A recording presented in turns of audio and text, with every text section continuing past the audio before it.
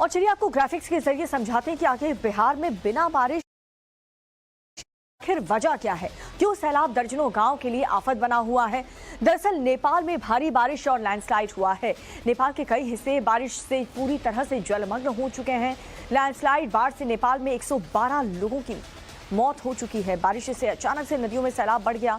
नेपाल से जो गंडक कोसी नदी में पानी छोड़ा गया है, कोसी बैराज के सभी 52 गेट को खोलना पड़ा और यही वजह है कि यहाँ पर ये हालात, ये परिस्थिति पैदा हो गई।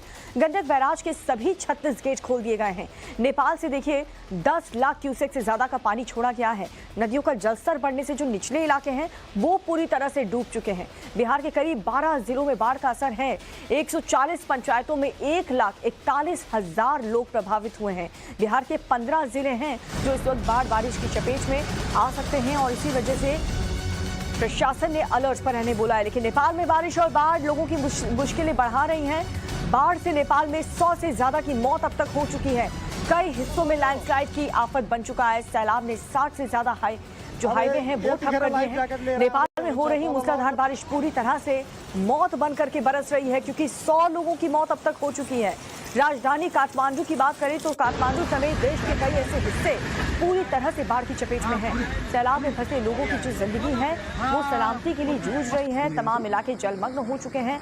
बस्तियां हो, पार्क हो, अस्पताल हो, स्कूल, बाजार, दुकान, सब कुछ, गलियों में भी पानी घुस चुका है। लोग जैसे तैसे अपनी जान बचाने की कोशिश में जुटे हुए हैं।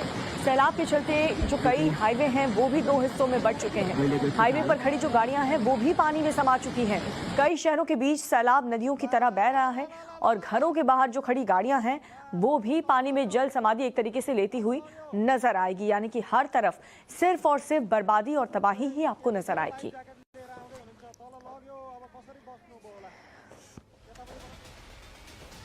तो मौजूदा स्थिति आपने नेपाल में देखी, 100 लोगों की मौत अब तक हो चुकी है। लेकिन नेपाल में बारिश, बाढ़ और लैंडस्लाइड किस तरह से आफत बनी हुई है, ग्राफिक्स के जरिए हम आपको समझाते हैं और बताते हैं कि वहां पर हालात जो हैं वो कितने ज्यादा बदतर हो चुके हैं। आप देखिए कैसे लैंडस्लाइड बाढ़ से 112 लोगों की अब तक मौत हो चुकी है। 100 से बढ़कर के जो आंकड़ा है वो 112 हो चुका है और साथ ही लैंडस्लाइड की वजह से ये मुश्किलें बढ़ रही हैं। नेपाल के कई ऐसे हिस्से हैं जहां पर शुक्रवार से ही जलमग्न बाढ़ से प्रभावित इलाकों से लोगों का जो पलायन है, शिफ्टिंग का काम शुरू हो चुका है। नेपाल के सभी स्कूल 3 दिन तक के लिए बंद कर दिए गए हैं।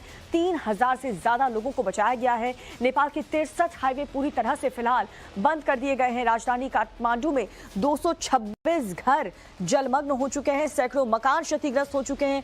गाड़ियां पानी में डूब चुकी हैं और इसके अलावा नेपाल के 77 में से 56 जिलों में भारी बारिश आ रही है। नेपाल में 4 दिन के लिए रेड अलर्ट भी डिक्लेयर कर दिया गया है, क्योंकि नॉन स्टॉप बारिश वहां पर हो रही है। इसी से जुड़ी एक और बड़ी खबर आप देखिए। नेपाल में भारी बारिश की वजह से बिहार ही त्रस्त नहीं है, बल्कि इसका असर यूपी तक पहुंच चुका है। यही खबर आपको बताने जा रहे हैं, जहां पर नारायणी नदी के बढ़ते जलस्तर से जो कुशीनगर है, उत्तर प्रदेश का कुशीनगर, वहां पर बाढ़ आ चुकी है। कुशीनगर के दर्जनों गांव बाढ़ की चपेट में आ चुके हैं, प्रभावित हो चुके हैं। बाढ़ के चलते लोगों के सामने खाने पीने का भी संकट है। बिजली कटौती के चलते अंधेरे में लोग रहने को मजबूर हैं। और आप देखिए न सिर्फ बिहार में इसका असर देखने को मिल रहा है, जो परिस्थिति नेपाल में बनी हुई है, बल्कि इसका असर उत्तर प्रदेश के भी कई जिलों में देखने को मिल रहा है, जिनमें से एक कुशीनगर है। कुशीनगर के हालात आपको बता रहे हैं।